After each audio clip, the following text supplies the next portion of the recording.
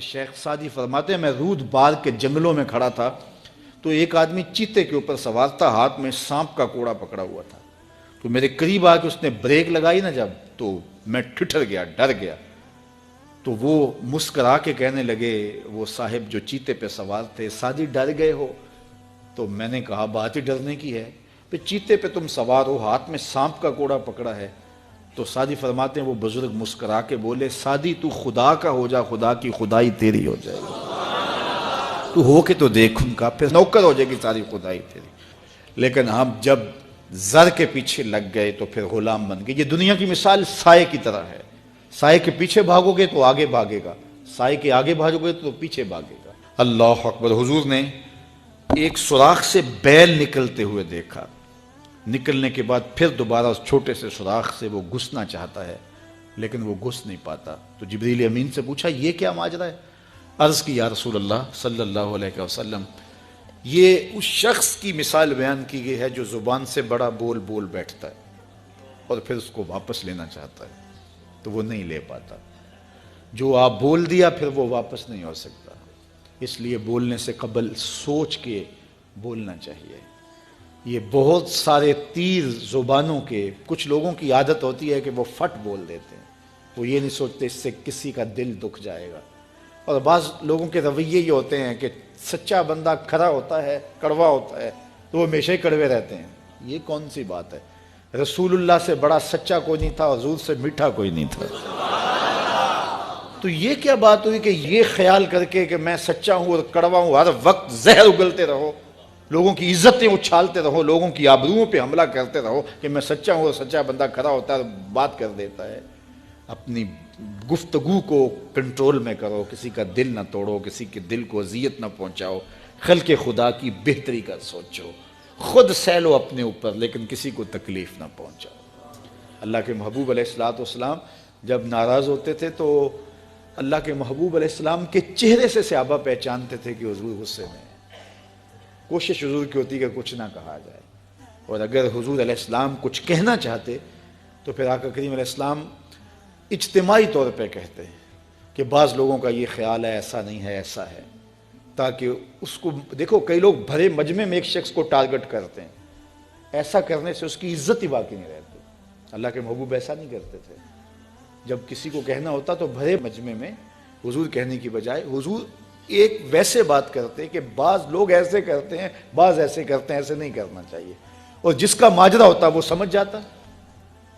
تو یہ کوئی بات نہیں ہوتی کہ میں کھرا آدمی ہوں، میں سچا آدمی ہوں، میں لوگوں کے دل چیرتا رہوں، میں لوگوں کے دل پر حملہ آور ہوتا رہوں، لوگوں کے جذبات سے کھیلتا رہوں، لوگوں کو تکلیف اور آزار پہنچاتا رہوں، اور خلق خدا کے لیے میں تکلیف کا باعث بن جاؤں صرف اس بات پر کہ میں سچا ہوں۔ پہلی بات یہ ہے کہ یہ تیرا گمان ہے کہ تو سچا ہے اور کھڑا ہے، یہ تو اللہ کو پتا ہے کون کہاں کھڑا ہے۔ اس لیے یہ بات بہت اہم ہے کہ بولنے سے قبل سوچنا چاہیے، ایسے ہی زبان سے کوئی بات نہیں نکال دینی چاہیے۔ عربی کا ایک شعر ہے کہ جراحات السنان لہو تیام ولا یلتام ما جرح اللسان، کہ جو زخم نیزوں کے لگتے ہیں وہ بھر جاتے ہیں لیکن زبان کے تیروں کا زخم کبھی نہیں بھرتا، وہ تازہ رہتا ہے۔ اس لیے ہمیشہ سوچیں اپنی زندگی میں کہ ہماری زبان سے لگا ہوا تیر کسی کو گھائل تو نہیں کر رہا۔ اور کچھ لوگ ایسے ہوتے ہیں کہ وہ مر بھی جاتے ہیں لیکن ان کی زبان سے نکلے ہوئے تیروں کی زہر افشانی ختم نہیں ہوتی، اور کچھ لوگ ایسے ہوتے ہیں ان سے اختلاف بھی ہوتا ہے لیکن اس کے باوجود کوئی ایسا جملہ نہیں ہوتا ہماری جانب ان کی طرف سے آیا ہوا جو ہمیں تکلیف دے۔ اختلاف اپنی جگہ ہوتا ہے لیکن جب وہ خیال میں آتے ہیں، جب وہ تصور میں آتے ہیں تو نفرت کے شرارے نہیں پھوٹتے، محبت ہی پھوٹتی ہے۔ اس لیے ایسے بن جاؤ کہ لوگ تمہیں سوچیں، تمہارا خیال کسی کو آئے تو ساتھ پیار کی خوشبو آنے لگ جائے، نفرت کے شرارے نہ پھوٹیں کہ کوئی تمہارا خیال کرے تو اس کو تمہاری زبان کے برستے ہوئے تیر آنے لگ جائیں، تمہاری نفرت انگیز باتیں ان کو ستانے لگ جائیں، اور وہ تمہارے خیال سے، تمہارے گمان سے، تمہارے تصور سے وحشت کھانے لگ جائیں۔ نہیں، خوبصورت زندگی گزارو، اپنی زبان کو کنٹرول میں کرو، اپنی زبان کو قابو میں کرو۔ ام المومنین سیدہ عائشہ رضی اللہ تعالیٰ عنہ فرماتی ہیں کہ ایک دن حضور کا دریا رحمت جوش میں تھا اور حضور نے فرمایا عائشہ جو مانگنا ہے مانگ لو۔ میں نے عرض کی یا رسول اللہ اگر آپ اجازت دیں تو میں اپنے باپ حضرت ابو بکر صدیق رضی اللہ تعالیٰ عنہ سے مشورہ نہ کر لوں کہ میں نے کیا مانگنا ہے؟ تو فرمایا کہ جاؤ مشورہ کر لو، مشورے کی اجازت بھی ہو گئی۔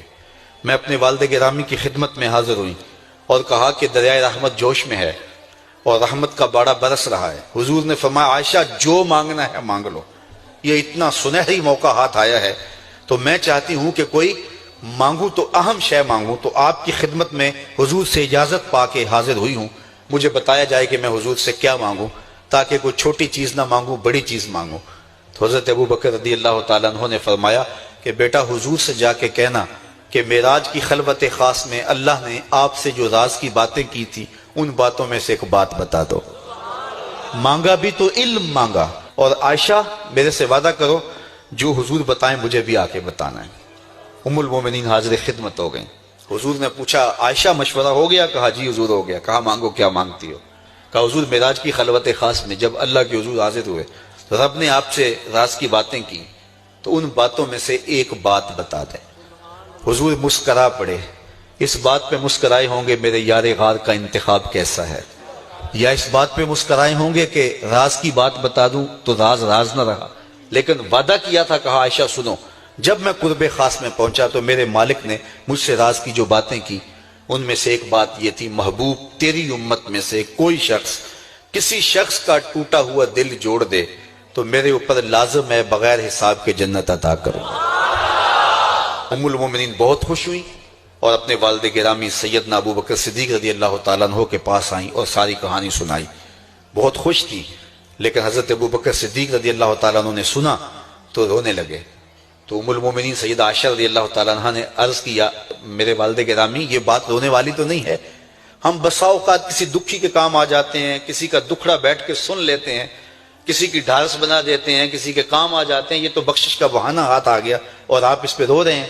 تو فرمانے لگے عائشہ اس کو معکوس بھی پڑھو، تصویر کا دوسرا رخ بھی دیکھو، اگر کوئی شخص کسی کا ٹوٹا ہوا دل جوڑ دے تو بغیر حساب کے جنت میں جائے گا، اس کا دوسرا رخ یہ ہے اگر کوئی کسی کا دل توڑ بیٹھے تو سیدھا جہنم میں جائے گا۔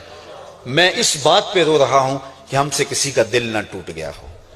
تو آج کی اس مجلس کے اندر کیا یہ دو باتیں میں اور آپ اپنے پلے باندھ سکتے ہیں؟ ایک کا تعلق حقوق العباد سے ہے اور ایک کا تعلق حقوق اللہ سے ہے۔ حقوق اللہ میں سب سے اہم چیز نماز ہے، اور پہلا سوال قیامت کے دن نماز کا ہی ہوگا۔ بلکہ حضور نے معراج میں جو مختلف مظاہرے دیکھے ان میں ایک چیز یہ بھی دیکھی، کچھ لوگوں کے سر پتھر سے کچلے جا رہے تھے، پھر صحیح ہو جاتے پھر کچلے جاتے۔ جبریل سے پوچھا یہ کون لوگ ہیں؟ تو کہا آپ کی امت کے یہ لوگ وہ لوگ ہیں کہ جن کے سر نماز سے بھاری رہتے تھے۔ نماز کا کہو نہ بے نمازی کو، تو وہ پہلا بہانہ تو یہ لگائے گا کہ میرے کپڑے ٹھیک نہیں ہیں۔ میرے بزرگ فرمایا کرتے تھے تیرے کپڑے کیسے پاک ہو سکتے ہیں؟ تو رب کے حضور جھکنا نہیں جانتا، آ اس کے حضور جھکنا سیکھ لے، وہ تیرا لباس بھی پاک کر دے گا، تیرا دل بھی پاک کر دے گا۔ تو دوسرا بہانہ یہ ہوتا ہے کہ ہفتے کو شروع کروں گا جی، پہلی تاریخ سے شروع کروں گا۔ یہ وہ بندہ کہہ رہا ہے، ہفتے کا وقت وہ دے رہا ہے جس کے پاس ایک لمحہ بھی اپنا نہیں ہے، جس کو یہ نہیں پتا کہ اٹھنے والا اگلا قدم کہاں ہوگا۔ وہ کہتا ہے انشاءاللہ ہفتے سے شروع کروں گا، فجر سے شروع کروں گا۔ میاں اللہ کے حضور بلاوا 5 وقت ہمیں آتا ہے، حی علی الصلاۃ حی علی الفلاح۔ کتنے بدبخت ہیں کہ جو اس پکار کے اٹھ کے اس کے حضور حاضر نہیں ہوتے۔ 5 گانا نماز شعار زندگی بنا لو، اور ہم یہ پکا عزم مصمم کر کے اٹھیں، اتنے زور سے ہم ارادہ کریں کہ شیطان بھاگ جائے، ہماری ہوا سے بھی بھاگ جائے۔ یہ تو اتنے پختہ ارادے کے ساتھ عزم کر کے جو ہے وہ آج ارادہ کر کے یہاں سے نکلے ہیں کہ وہ فجر کے وقت ہمیں بہکانے میں کامیاب نہ ہو، ادھر اذان پکارے ادھر ہم دوڑتے ہوئے اللہ کے گھر کی طرف پلٹ آئیں۔ ہم یہ عزم کریں کہ آج کے بعد نماز نہیں چھوڑیں گے۔ اللہ مجھے آپ کو 5 گانا نماز کی توفیق نصیب کرے، اور ہمیں توفیق نصیب کرے کہ ہم کسی کے دل شکستگی کا سامان نہ کریں۔ ٹوٹے ہوئے دل جوڑ سکیں تو ضرور جوڑیں، اور کسی کا دل توڑنے سے ہم گریز کریں اور اپنی زندگی کو ایک خوبصورت پیرائی کے اندر گزارنے کا ارادہ کریں۔